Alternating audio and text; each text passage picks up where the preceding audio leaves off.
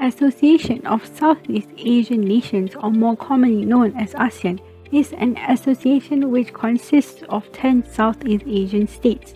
It was established on 8 August 1967 in Bangkok, which was founded by 5 original member countries, which are Indonesia, Malaysia, Philippines, Singapore, and Thailand, by signing the ASEAN Declaration.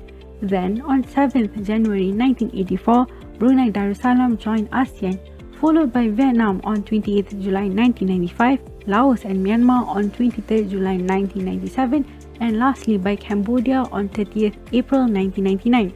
These are the 10 member states of ASEAN. So, why was ASEAN formed?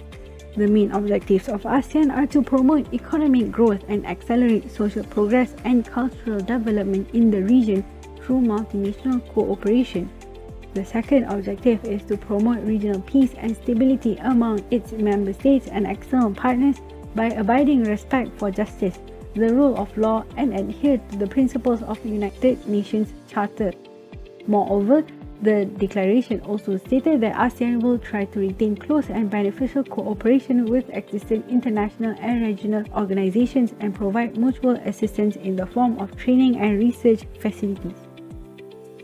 And that is on ASEAN. But what has it done for the region? One of their most notable achievements is in the economic integration of the region through agreements such as the ASEAN Trade in Goods Agreement (ATIGA), which came into force on 17th May 2010. Through ATIGA, an integrated market and production base with free flow of goods was created. Malaysia, with 5 other ASEAN member states, which are Brunei Darussalam, Indonesia, the Philippines, Singapore, and Thailand, is a complete free trade area.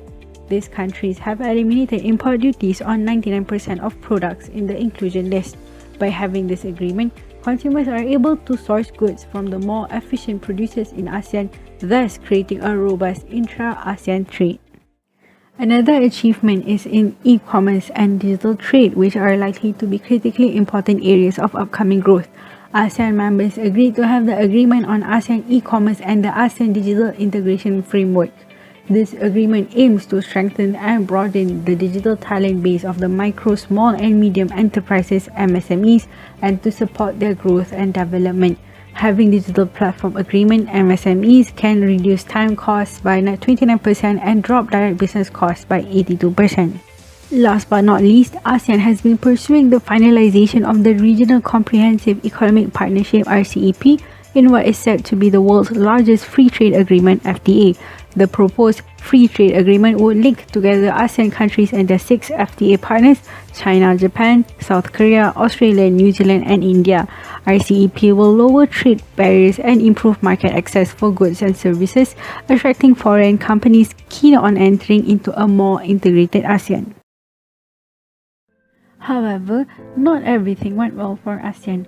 One of the issues that they face is on the implementation of the ASEAN Agreement on Transboundary Haze Pollution (AATHP), which has led to the prolonged and severe haze season in the northern region of Southeast Asia. ASEAN's goal of a haze-free ASEAN by 2020 is far from achievable due to the lack of power to force member countries to take constructive measures to tackle transboundary haze.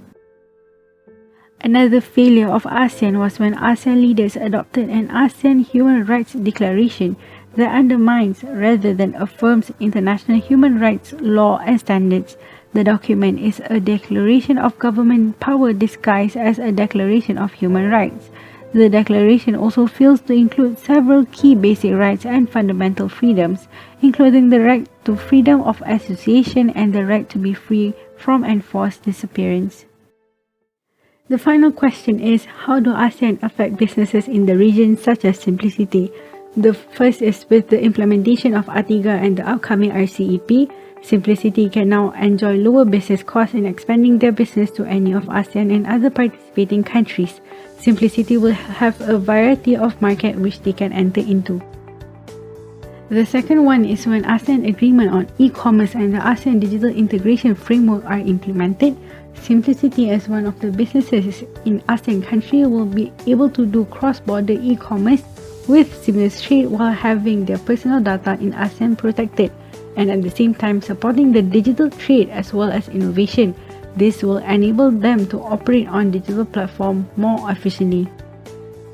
However, with the existence of trade agreements in the region, it also means that SimplySiti as a cosmetic brand will have to compete with other brands from the region, as it is easier for them to enter into other markets.